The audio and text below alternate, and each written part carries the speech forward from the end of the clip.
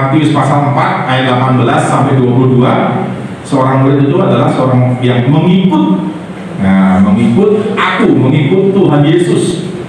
Ya, kata mengikut artinya bahasa Jawanya ngintil. Tadi Pak ini sudah sebut ngintil. Kemanapun ikut terus. Ya, dimanapun ada Yesus, ada kita di situ. Artinya kita nggak pernah lepas dari firman-Nya kalau dalam konteks sekarang, ya. Karena Yesus tidak hadir dalam konteks fisik kan, tapi Yesus hadir dalam konteks firman sekarang ini. Jadi dimanapun ada firman Tuhan, kita tuh terus ikuti firman ini. Nah, belajar, nah, tadi ada yang menjawab belajar, ya kan, belajar firman, belajar melakukan juga, ya. Nah, itu yang pertama. Yang kedua, seorang murid itu selalu bersama-sama. Itu kata kuncinya, selalu bersama-sama. Hampir sama sih dengan poin yang pertama, ngintil itu juga sama, selalu bersama-sama. Tapi ada lanjutannya, untuk menjadi sama. Nah, ya, banyak orang Kristen sudah selalu bersama-sama, rajin, semua kegiatan rohani rajin, tapi nggak pernah berubah. Itu bukan murid. Nangkep sampai di sini, saudaraku? Saya berdoa kita dibuka nih pikiran kita nih, ya, nangkep hati kita dibuka, supaya kita tuh bisa dalam melakukan aktivitas kehidupan rohani kita tuh nggak sekedar rutinitas, tapi ada perubahan dalam kehidupan kita. Itu yang Tuhan mau, menjadi seperti Kristus. Ya, itu yang kedua. Yang ketiga, ya, saya kemarin sampaikan tentang murid Yohanes Pembaptis, ya, 2 orang murid Yohanes Pembaptis.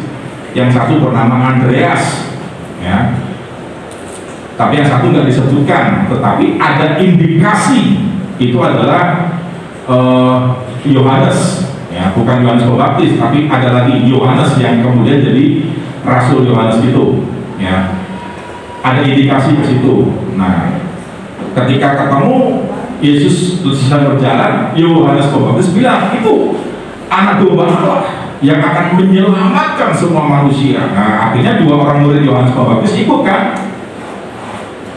Nggak ikutin Yohanes Pembaptis lagi, bukan jadi muridnya Yohanes Pembaptis lagi, tapi jadi muridnya Yesus. Dan Yohanes Pembaptis lapang dada, wah, legowo, karena dia tahu mereka harus ikut Yesus, bukan ikut Yohanes Pembaptis, ya.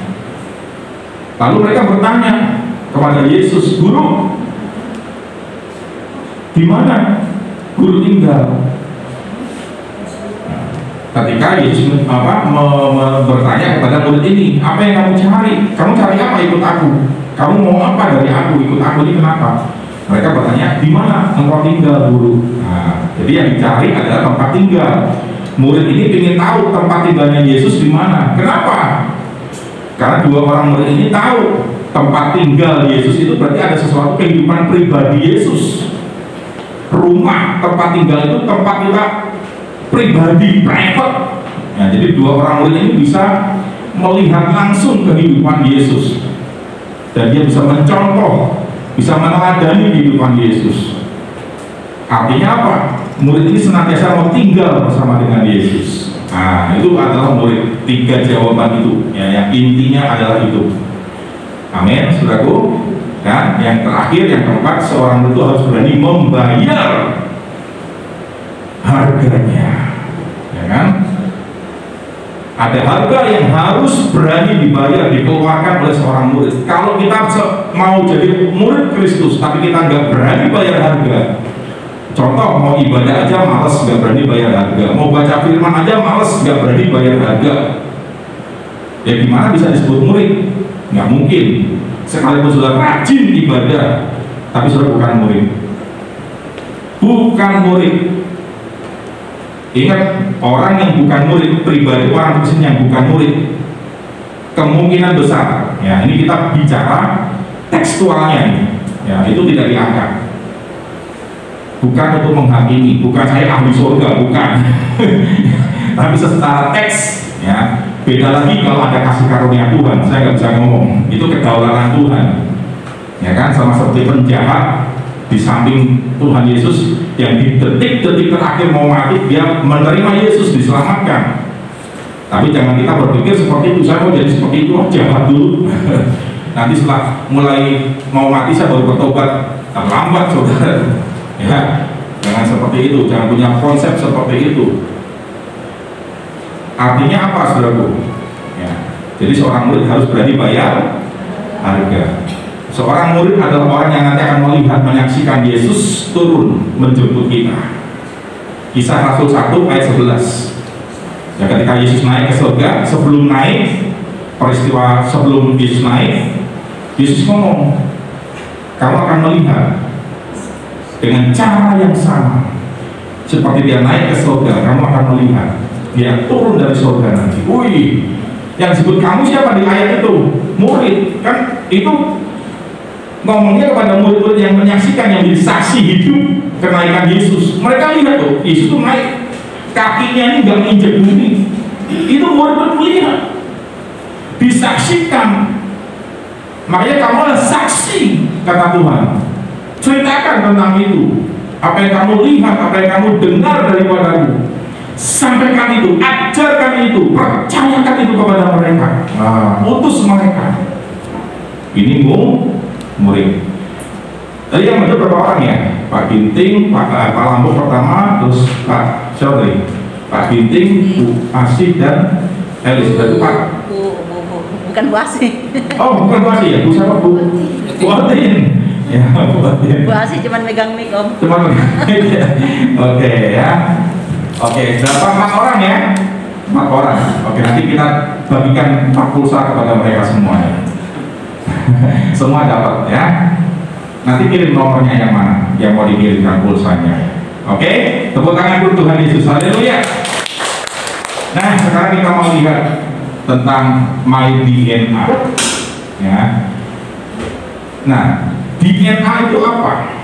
Ya, kita tahu saudaraku bahwa di wadah kita di dalam penggembalaan Bapak Pendeta Dr. Insinyur Niko Nyoto Raharjo, ya, kita itu dituntun, kita itu diberitahu, kita itu diajar, dibekali, diperlengkapi dengan satu DNA, yaitu restorasi Pondok Daud.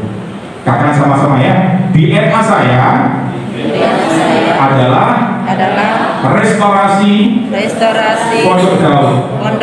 Restorasi itu adalah pemulihan, dengan kata lain pemulihan Pondok Daud. Nah, mungkin kita bingung dulu, apa ya pemulihan Pondok Daud? Nah, ini yang akan kita belajar. Tapi sebelum kita masuk dalam apa itu pemulihan Pondok Daud, nah, kita perlu tahu dulu tentang DNA ini. Ya. DNA ini seperti apa? Kok kita bisa dikatakan kita punya DNA? DNA itu kita terima dari seorang bapak, saudaraku, dari orang tua. Kita anak, kita mewarisi DNA dari orang tua kita. Makanya di dalam dunia keamanan, ya, security, itu ketika aparat mau mengidentifikasi seseorang, maka yang dicek adalah salah satunya yang paling penting adalah DNA-nya untuk mengetahui identitasnya. Misalkan ada kematian karena kecelakaan pesawat, untuk mengidentifikasi supaya tahu siapa ini, keluarganya dari mana, maka yang dicek adalah DNA-nya. Ketika itu dipanggil orang tuanya yang merasa kehilangan, yang mungkin ada daftar namanya di situ, yang dicek adalah DNA-nya. Kenapa? Karena DNA ini adalah merupakan sebuah identitas yang seseorang terima dari orang tuanya. Nah, kita ini mewarisi juga identitas dari bapak kita, bapak rohani kita, saudaraku. Ya, bapak rohani kita Pak Niko, dan Pak Niko itu mewariskan DNA kepada kita semua anak cucu rohaninya. Yang mengerti katakan amin sampai di sini. Apa DNA yang Pak Niko terima dari Tuhan dalam penggembalaan, dalam kehidupan berjemaat rohani ini, keluarga rohani kita ini, keluarga besar GBI Jalan Gatot Subroto, dan semua rayon cabangnya, rantingnya semua punya DNA yang sama. Karena itu adalah warisan dari bapak rohani kita Pak Niko.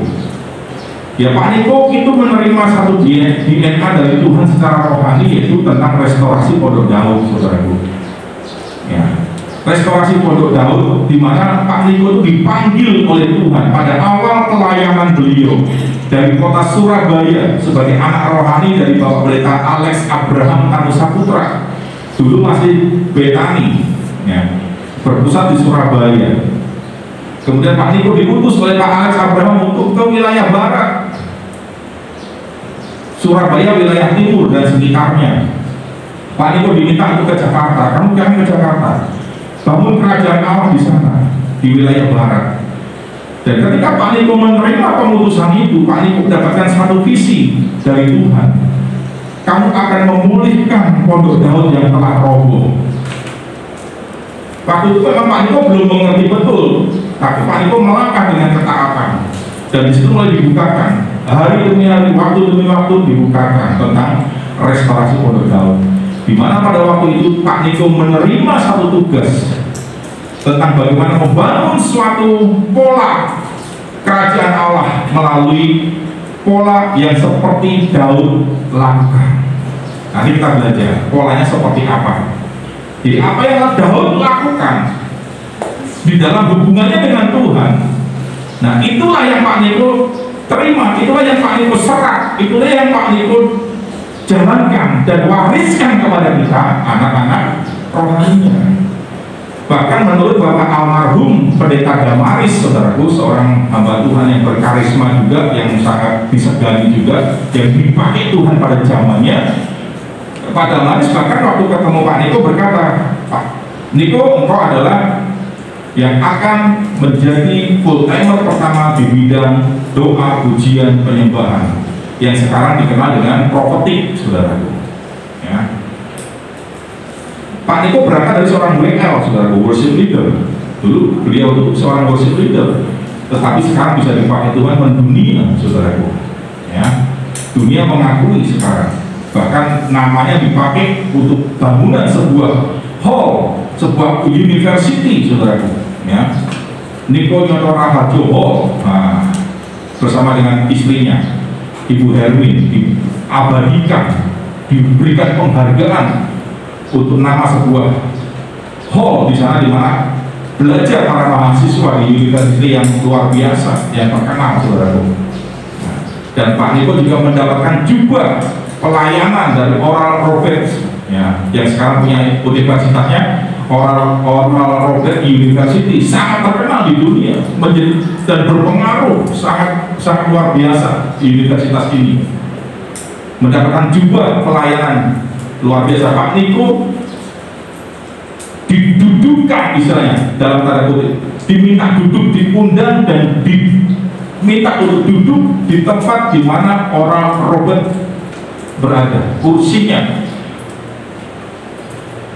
duduk di situ dan difoto, saudara. Jadi pelayanan Oral Robert yang sangat fenomenal dan sangat dibantu Tuhan luar biasa diteruskan oleh Pak Niko sampai hari ini. Ya, pelayanan tentang kesembuhan, dan itu terus diteguhkan, saudara. Dari seorang hamba Tuhan yang bernama Cakis, pernah datang ke Jakarta, yang memberikan secara profetik, memberikan kunci apa? Kunci untuk penuaian jiwa-jiwa dengan cara yang berbeda.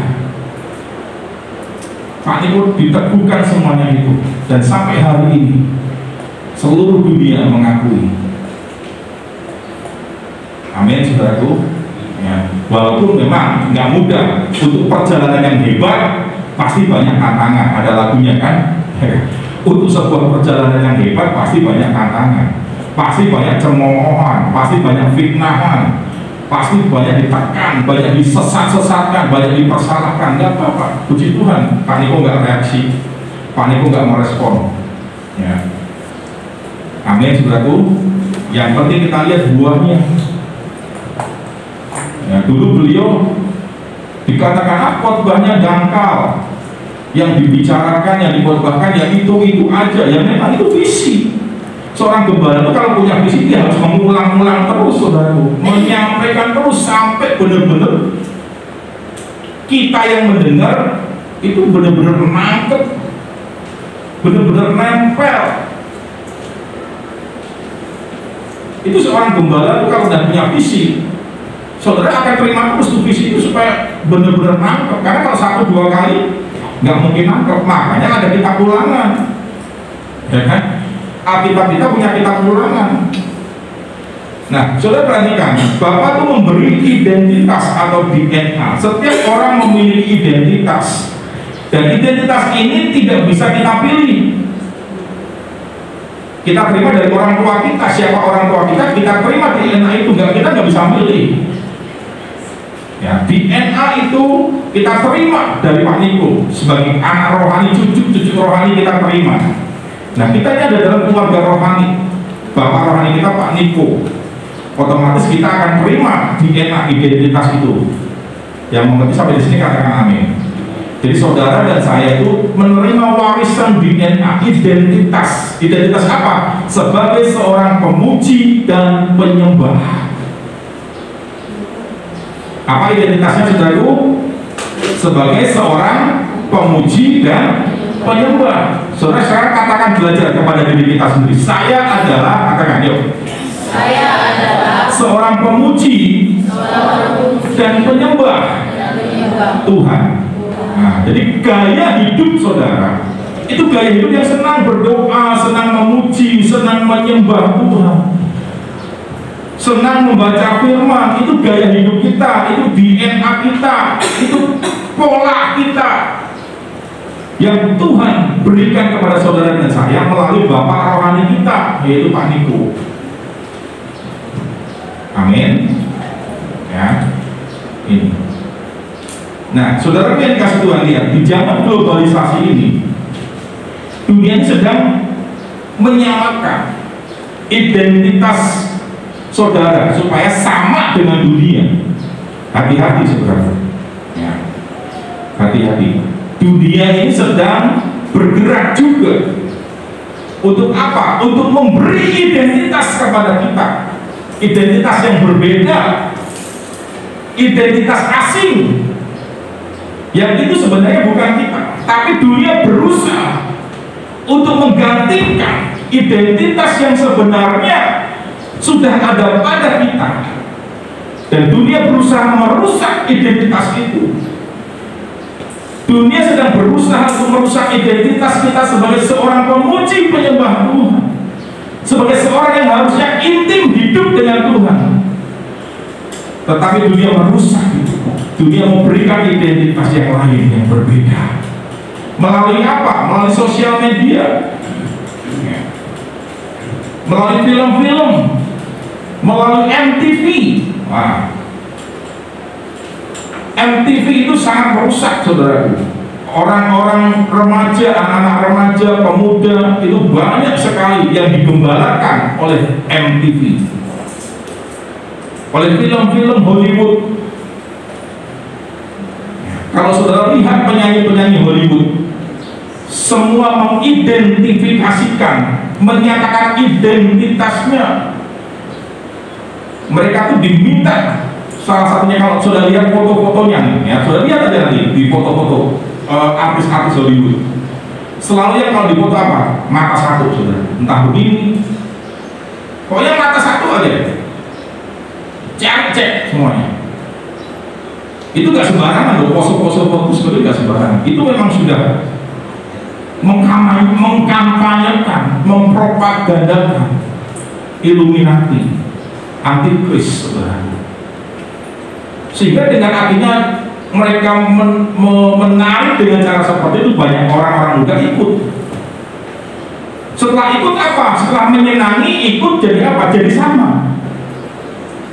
Dan tadi kan murid dikatakan kita tuh selalu bersama-sama dan menjadi sama kepada Yesus. Orang-orang yang ikut sosmed, yang ikutin MTV dan sebagainya, gaya hidup sekarang K-pop, itu cenderung jadi sama, meniru. Saya bersyukur nih, ini di China saya baru baca kabar, baru judulnya aja, baru judul, isinya saya belum baca. China sekarang melarang saudara, orang-orang yang laki-laki yang tidak seperti laki-laki yang feminin, apa ya, feminin, Yang sedikit melambai itu nggak boleh masuk, saudara. Nggak boleh tayang, nggak boleh masuk. Nggak boleh jadi apa tontonan, nggak boleh di media, nggak boleh. Di Indonesia masih kita berdoa. Ya. Bahkan sekarang juga ada acara anak-anak, saudaraku, acara anak-anak nih, yang jadi hostnya identitasnya nggak jelas, saudara. Laki-laki tapi penampilan kayak perempuan, bener-bener. Ya, feminim gitu.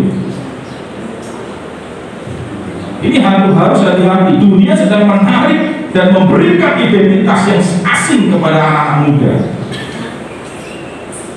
Makanya jangan ikut yang namanya gaya hidup duniawi, saudara. Itu Babel semuanya. Penyembahan berhala ujung-ujungnya. Dan Alkitab berkata, keluar dari Babel, kata Tuhan. Karena aku akan hancurkan Babel. Sistem kerajaan dunia ini akan dihancurkan. Dan Tuhan gak perlu lama untuk menghancurkannya. Alkitab mengatakan, ya, dalam 1 jam Babel akan hancur. Alkitab mengatakan. Jadi saudara jangan ada di Babel. Jangan ada ikuti sistem Babel, sistem dunia. Apa yang dunia tawarkan kepada saudara, itu semua tujuannya untuk merusak identitas kita sebagai anak-anak Tuhan. Amin, saudaraku. Ya. Ayo ikuti aja. Yang penting saudara ikuti aja Yesus Kristus, dan itu dah. Apa yang ini firman-Nya, ikuti aja udah. Nggak perlu daya tarik dunia yang seperti apa. Memang kita masih ada di dunia. Kita nggak bisa lepas, nggak bisa anti dengan sistem dunia, nggak bisa anti kita. Teknologi itu semua dipakai juga oleh iblis. Tapi kita juga harus pakai teknologi juga. Tapi harus berhikmat. Amin. Kemarin Pak Niko sampaikan itu Microsoft, ya. Coba saya lihat masih ada nggak ya? Sebentar. Microsoft mengeluarkan sebuah data, saudaraku. Ya. Microsoft mana nih? Sebentar. Kemarin saya foto waktu Pak Niko sampaikan. Ya, ada satu data, saudaraku, tentang Microsoft mengeluarkan bahwa Indonesia ada di peringkat yang sangat 29, peringkat 29, saudaraku. Ya. Bentar, saya simpan di yang ini. Bentar ya. Mana tentang Microsoft ini? Screenshot atau screenshotnya mana? Bentar ya.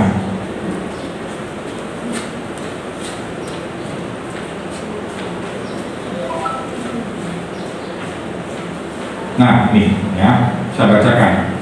Microsoft merilis indeks keberadaan digital atau Digital Civility Index yang menunjukkan tingkat keberadaan pengguna internet, ya, tingkat keberadaan pengguna internet atau netizen, nah, sepanjang tahun 2020.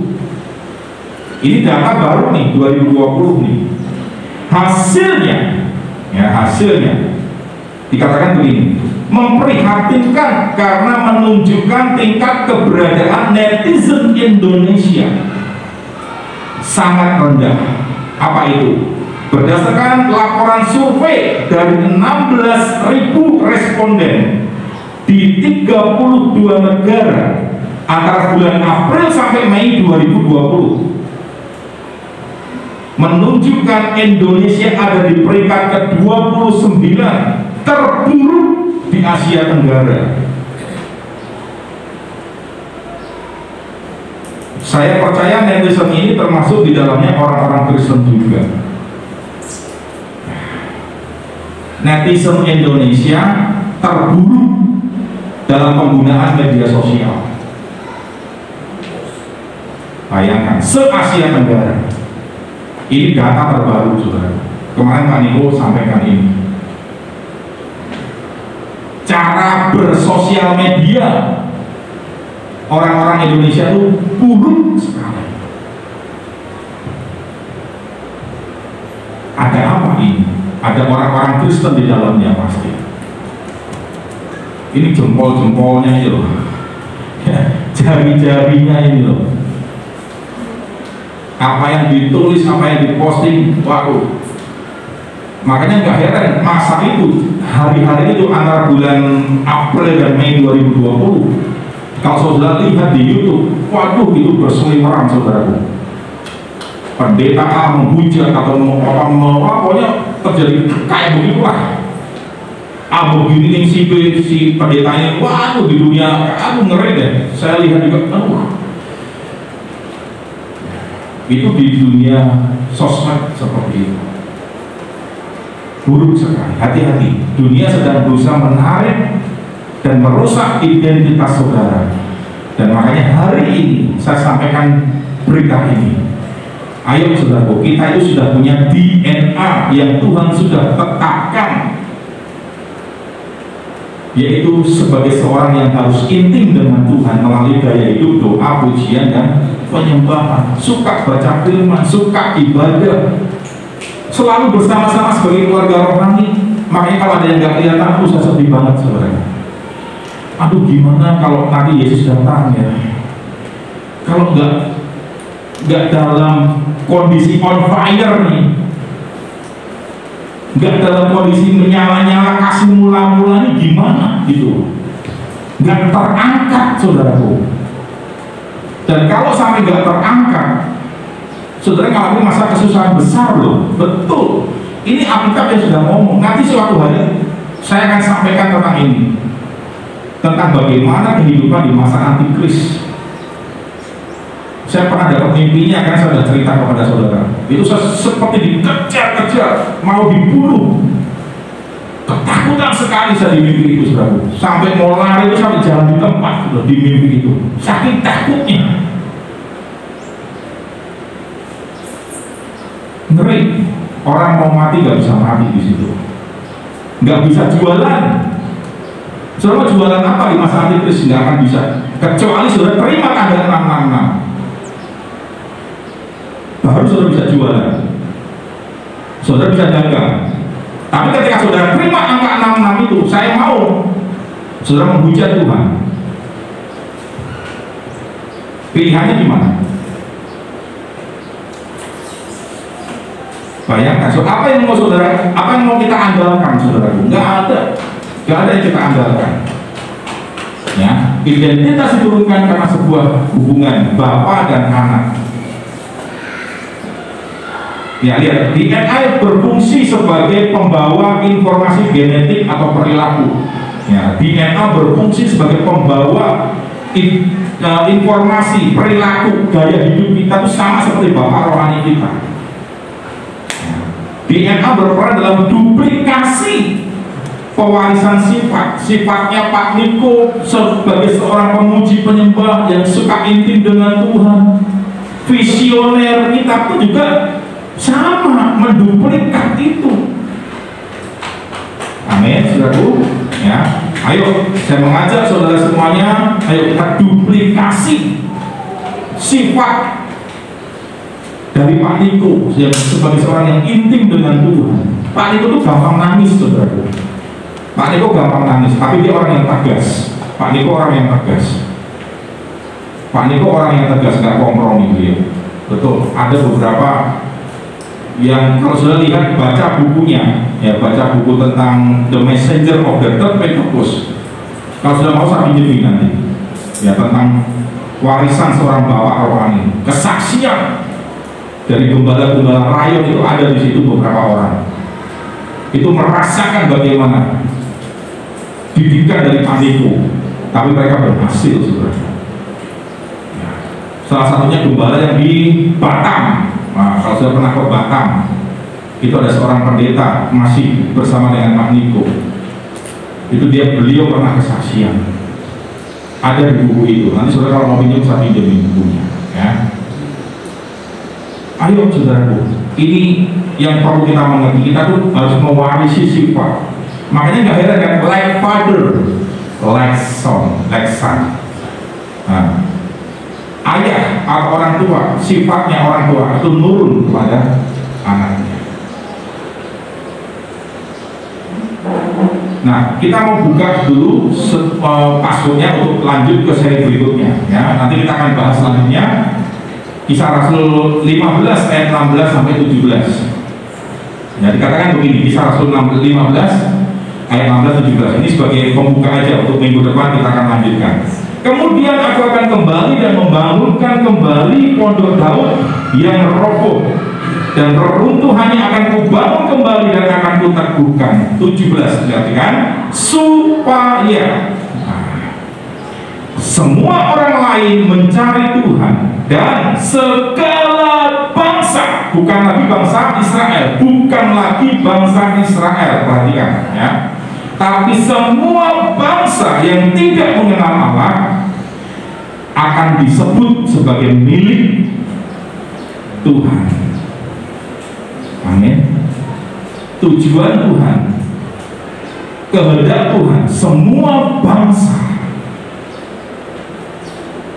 mencari Tuhan, dan mereka suatu hari nanti akan disebut sebagai milik Tuhan.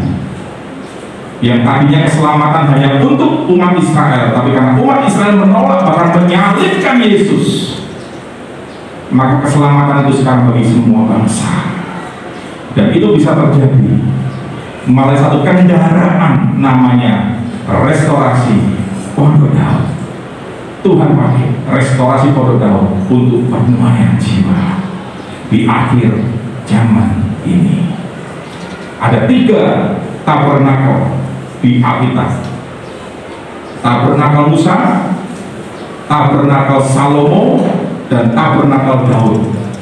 Tetapi yang dipakai 3 tabernakel di akhir zaman adalah tabernakel Daud atau pondok Daud.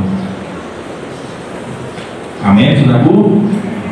Kita sambung minggu depan, saudaraku. Saya berharap saudara akan terus ikuti seri ini, jangan sampai lepas satu seri pun ya. Kasih tahu teman-teman kita, rekan-rekan yang lain ya, supaya kita dengan menerima visi ini kita bisa berjalan bersama-sama. Amin. Tuhan Yesus memberkati kita semuanya.